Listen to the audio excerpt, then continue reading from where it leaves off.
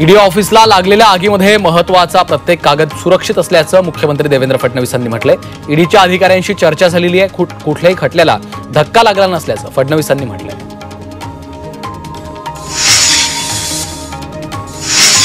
गेल्या काही वर्षांपासून महाराष्ट्राचं राजकारण ईडी चौकशीच्या तपासाभोवती फिरतंय। अशातच मुंबईमध्ये ईडीच्या ऑफिसला आग लागली होती।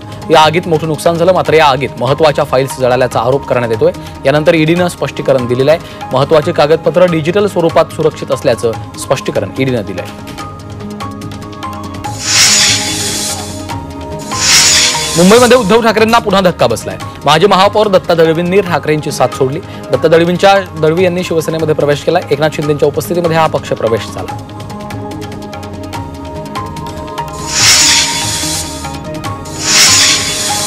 बदलापूरमध्ये भाजपच्या पक्ष संघटनेत खांदेपालट झाली आहे। किरण भोईर, रमेश सोळसे आणि विराज देशमुखांची बदलापूरच्या पूर्व, पश्चिम आणि ग्रामीण मंडळ अध्यक्षपदी नियुक्ती करण्यात आली आहे।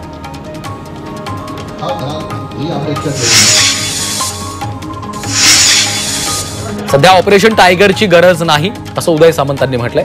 उपमुख्यमंत्री एकनाथ शिंदेंच्या कर्तृत्वानं शिवसेना राज्यामध्ये वाढत असल्याचं सामंतांनी म्हटलंय।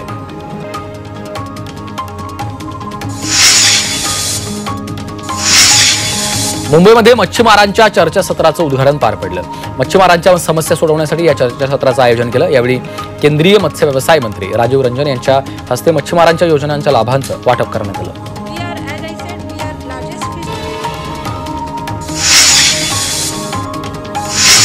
पहलगाम दहशतवादी हल्ल्यानंतर भारतानं सिंधू जल करार रद्द करत पाकिस्तानला दणका दिला।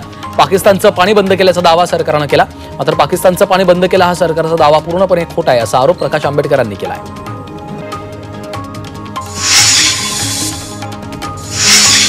मंत्री उदय सामंतांनी विजय वडेट्टीवारांना सुनावलंय। पहलगामचा हल्ला देशावरचा आहे, त्यामुळे राजकीय सहकाऱ्यांनी बोलताना भान ठेवावं असं उदय सामंतांनी म्हटलेलं आहे।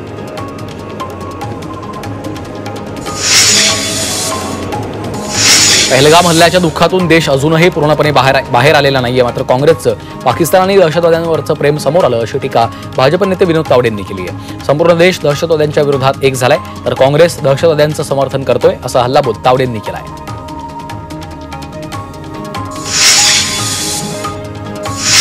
पहलगाम दहशतवादी हल्ल्याबद्दल महाराष्ट्र काँग्रेसचे नेते बाळासाहेब थोरात यांनी प्रतिक्रिया दिली।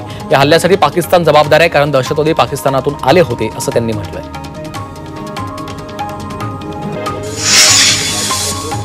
मुंबईच्या सांताक्रूजमध्ये निषेध नोंदवण्यासाठी पाकिस्तानी झेंडा लावणाऱ्या एका तरुणाला जमावानं मारहाण केली आहे। या तरुणानं हल्ला निषेध करत पाकिस्तानी झेंडा जाळला, त्यामुळे त्याला मारहाण केली आहे। तर नालासोपाऱ्यात पहलगाम हल्ल्याचा विरोध करण्यासाठी झेंडे लावण्यात आले होते, मात्र 3 तरुणांनी हे झेंडे काढून टाकले। या दोन्ही प्रकरणात पोलिसांनी गुन्हे दाखल केले।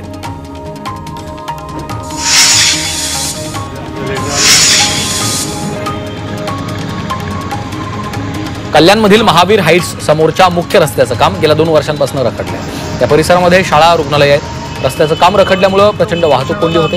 रस्त्याचं काम पूर्ण करावं या मागणीसाठी शिवसेना ठाकरे पक्षानं लाक्षणिक उपोषण केलंय।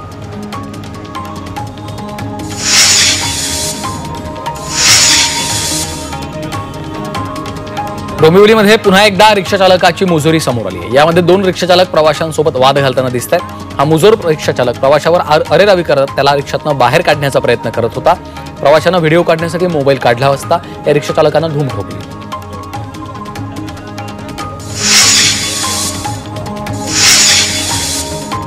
डोंबिवली टिळकनगर रोडवरच्या भर रस्त्यामध्ये दोघांना लाथाबुक्क्यांनी मारहाण करण्यात आली आहे। चाकूचा धाक दाखवत पायी जाणाऱ्यांना अडवून आरोपींनी लुटलं। दरम्यान पोलिसांनी दोघांनाही अटक केली आहे।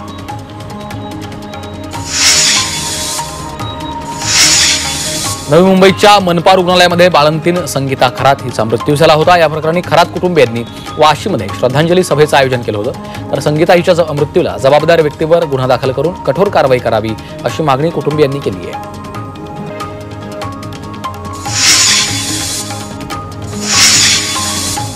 उल्हासनगरमध्ये पोलीस असल्याचं सांगून एका व्यक्तीला भर रस्त्यामध्ये लुटलं। आपण पोलीस असल्याचं सांगून 3 आरोपींनी या व्यक्तीला रिक्षामध्ये बसवलं आणि त्याच्या खिशातून 3,500 रुपये लंपास केले।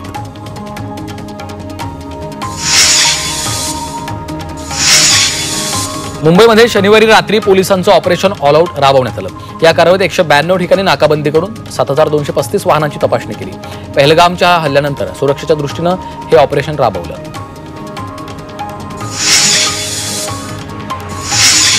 सुप्रीम कोर्टानं OTT-सह सोशल प्लॅटफॉर्म्सना नोटीस पाठवली आहे. अश्लील दृश्यांसंदर्भात OTT आणि सोशल मीडियाला सुप्रीम कोर्टानं नोटीस पाठवली.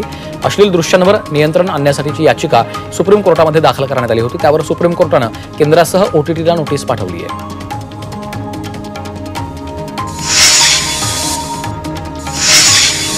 उल्हासनगरच्या कॅम्प 3 मधील पंजाबी कॉलनीत एका ट्रकला अचानक आग लागली आहे. या आगीमुळे ट्रकमधला माल जळून खाक झाला.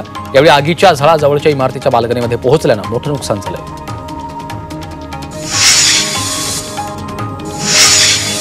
नवी मुंबईमध्ये बिल्डर गुरुनाथ चिचकर आत्महत्या प्रकरणामध्ये मोठा खुलासा झालाय.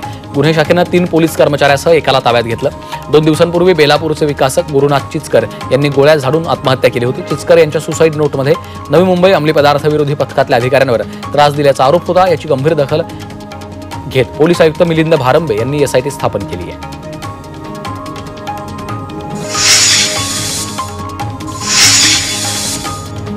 ठाण्यामध्ये तरुणाचा तलावाच्या पाण्यात बुडून मृत्यू झालाय. पाण्याचा अंदाज न आल्यामुळे तरुण बुडालाय. पोलीस तसंच अग्निशमन दलाच्या जवानांनी 2 तास शोधकार्य करून मृतदेह बाहेर काढलाय.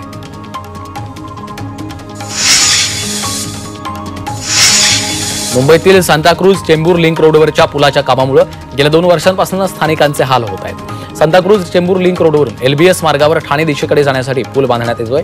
या कामामुळे LBS मार्ग अरुंद झालाय. त्यामुळे BKCकडे जाणाऱ्या वाहनांना वाहतूक कोंडीचा सामना करावा लागतोय.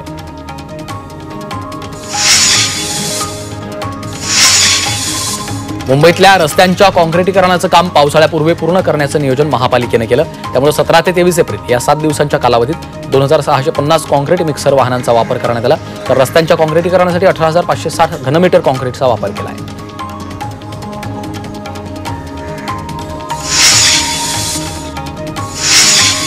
ठाणे शहरातील चेदनी कोळीवाड्यातील रस्ते जलमय झालेत. पूर्व आणि पश्चिमेला जोडणाऱ्या उड्डाणपुलाखाली खाडीचं पाणी साचल्यानं मोठ्या प्रमाणात वाहन चालकांची गैरसोय होती. अचानक खाडीचं पाणी रस्त्यावर आल्यामुळे या मार्गावर मोठ्या प्रमाणात पाणी साचलंय. भिवंडी तालुक्यातील सांगाव ते सावरोली या रस्त्यावर रस्ता पूर्ण होण्याआधीच भेगा पडल्यात. रस्त्याचं काम अतिशय निकृष्ट दर्जाचं असल्याचा नागरिकांचा आरोप आहे. विद्याविहार ते मुलुंड दरम्यान रेल्वे ट्रॅकजवळ असणाऱ्या 200 झाडांच्या फांद्यांची छाटणी करण्यात आली. पावसाळ्यामध्ये तसंच वादळी वाऱ्यात रेल्वे ट्रॅक शेजारची झाडं पडणं, फांद्या तुटणं अशा घटना घडतात. त्यामुळे खबरदारी म्हणून फांद्यांची छाटणी केली आहे. नवी मुंबई APMC मधील व्यापाऱ्यांना गोदामासाठी दिलेला भूखंड सिडकोनं रद्द केला. त्यामुळे व्यापारी आक्रमक झाले. तर हा भूखंड बेकायदेशीरपणे प्रक्रिया राबवून सिडकोनं रद्द केल्याचा आरोप व्यापाऱ्यांनी केला आहे.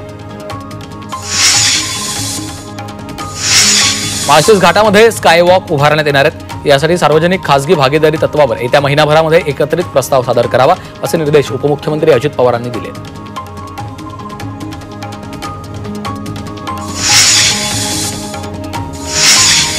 मे 2025 मध्ये देशभरातल्या बँका अनेक दिवस बंद राहतील. RBIच्या वेबसाईटनुसार मे महिन्यामध्ये वेगवेगळ्या राज्यांमध्ये बँका एकूण 12 दिवस बंद राहतील.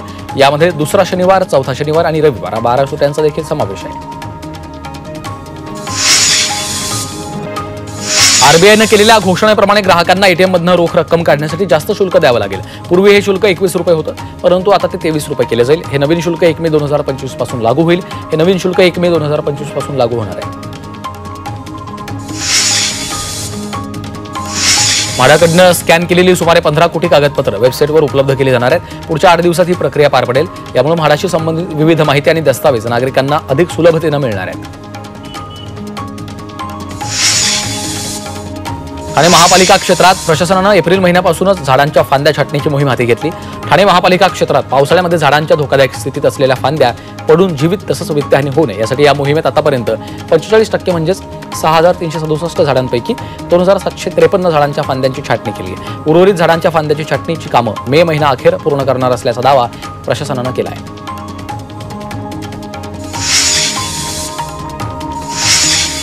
मुंबईतील मेट्रोच्या प्रकल्पाअंतर्गत गांधीनगर जंक्शन या ठिकाणी स्पेशल स्टील स्पॅन उभारण्यात येणार आहेत. त्यामुळे लाल बहादूर शास्त्री मार्ग आणि विक्रोळी जोगेश्वरी जोड रस्त्याचा पूल वाहतुकीसाठी बंद ठेवणार आहेत.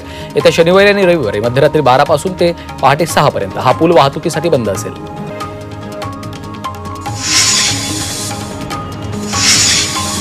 मुंबईमधील विक्रोळी पूल आणि गोखले पुलाचं काम अंतिम टप्प्यात आलंय. हे पूल मे महिन्यात वाहतुकीसाठी खुले करण्याचं महापालिकेचं नियोजन आहे. त्यामुळे नागरिकांची वाहतूक कोंडीतनं सुटका होणार आहे.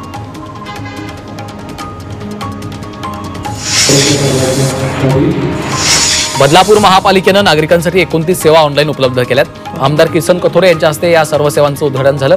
यामध्ये परवाना नूतनीकरण, परवाना हस्तांतरित करणं तसंच परवाना रद्द करणं अशा 29 सेवांचा समावेश आहे।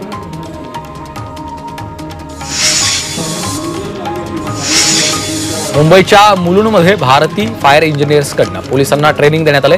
आग कशी विझवता येईल याबाबत माहिती दिली, तर अग्निशमन यंत्रणा कशी वापरावी याचं देखील प्रात्यक्षिक दाखवण्यात आलं।